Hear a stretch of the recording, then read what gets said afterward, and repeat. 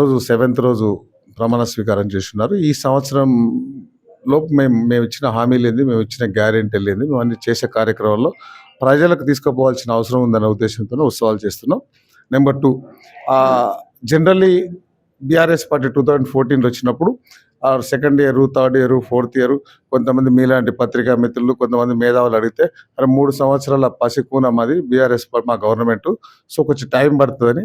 అట్లొకటి government ఈరోజు పడిపోతుంది, రేపు పడిపోతుంది, 20 మంది కాంగ్రెస్ ఎమ్మెల్యేలు మాకు టచ్ ఉన్నారు, అది ఉన్నారు, ఇది ఉన్నారు, సో అట్లా ఒక డిస్టర్బ్ చేయాలని.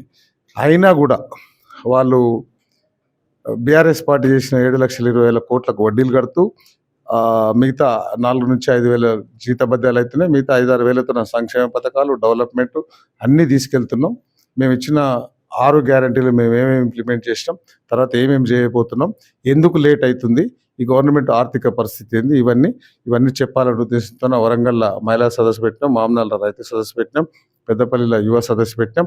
ఈరోజు మిర్యాలగూడ, నల్గొండలో కూడా ఇంకో ప్రోగ్రామ్ చేయబోతున్నాం. మా సీఎం గారు కొన్ని విషయాలు ఆ రోజు కూడా చెప్తాడు. సో ఇట్లా మేము చేసిన ఏమేమి గ్యారంటీలు చేసినాం, మహిళలకు ఏం చేసినాం, యువకులకు ఏం చేసినాం, రైతులకు ఏం చేసినాం అని చెప్పడానికి ఇవన్నీ కార్యక్రమాలు చేస్తాం.